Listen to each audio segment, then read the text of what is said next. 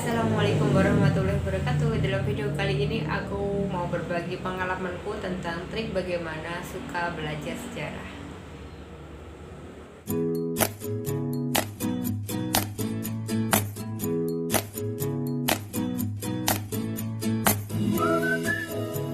Pasti adik-adik atau mahasiswa pernah merasakan mengalami pelajaran sejarah ya. Mitos yang biasanya beredar kalau kita belajar sejarah itu pertama adalah membosankan, gurunya nggak asik karena pembelajarannya itu cuma menerangkan, pastinya ngantuk. Terus yang ketiga itu juga adalah hafalan akun. Yang keempat adalah hafalan akun. Sebenarnya kalau menurut saya sendiri, sejarah itu tidak harus hafalan, tetapi kita bisa meresapi apa arti penting dari belajar sejarah, terutama sejarah Indonesia, karena kita adalah orang Indonesia. Sebagai orang Indonesia, kita harus menghargai jasa-jasa pahlawan dan bersyukur atas kemerdekaan yang sudah kita peroleh. Nah, untuk bersyukur itu kita juga harus belajar sejarah. Kita itu lebih cinta tanah air. Siapa lagi kalau nggak kita, bangsa sendiri yang cinta tanah air. Kalau kita tidak cinta tanah air, pastinya kita akan memperjualbelikan pulau-pulau atau apapun itu yang berbau uang, karena kita tidak cinta tanah air. Nah, dari itu manfaat belajar sejarah adalah menumbuhkan nasionalisme bagi pembacanya, termasuk kita itu menghargai apa yang sudah diwariskan nenek moyang kita, kemudian pahlawan-pahlawan kita terhadap terhadap Nusantara ini gitu. Nah, teman-teman juga harus tahu kalau belajar sejarah itu tidak cuma untuk kenapa hari lalu, kenapa masa lalu kenapa sih harus dipelajari, karena masa lalu itu polanya akan berulang di masa depan, seperti itu. Jadi contohnya gini, kalau dulu kita pernah dijajah, jadi kenapa kita dijajah? Mungkin karena bangsawannya yang terlalu gila harta, kemudian banyaknya orang yang tidak pribumi dan seperti itu. Kita harus melihat seperti itu, dan kita akan belajar bahwa itu tidak baik, dan itu akan bisa saja bangsa kita terjajah kalau mentalnya seperti dulu. Nah, sebenarnya dari dulu, dari aku kecil, aku suka pelajaran sejarah itu sejak SMP. Jadi ini adalah ilmu yang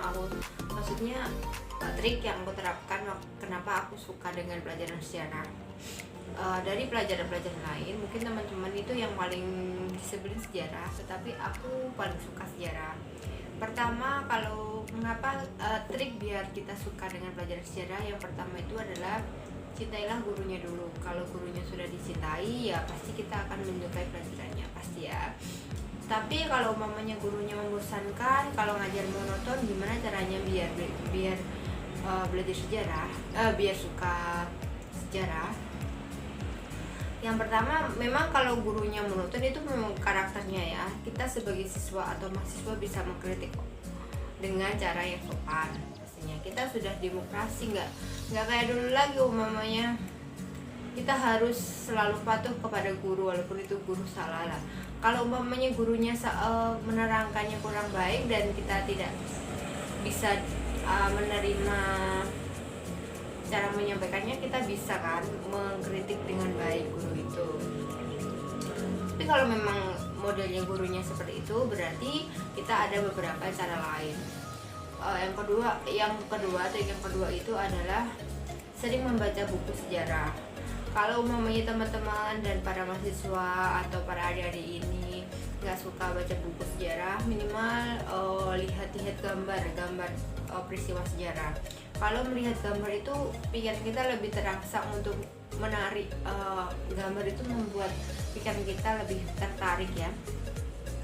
Gambar-gambar seperti contohnya kalau kita bicara tentang rempah-rempah pada saat VOC, kita bisa lihat rempah-rempah itu modelnya seperti apa. Jangan-jangan teman-teman nggak tahu rempah-rempah tahunya dikiranya rempah-rempah empon-empon itu ya.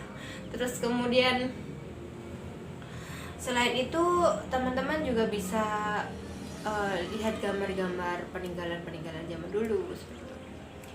Memang tidak semua orang harus suka pelajaran sejarah, tetapi setidaknya kita sebagai bangsa Indonesia harus tahu sejarahnya, minimal dasarnya aja. Maksudnya minimal yang terpenting, poin-poin terpenting dalam sejarah Indonesia itu teman-teman harus tahu, karena kita sebagai bangsa yang baik.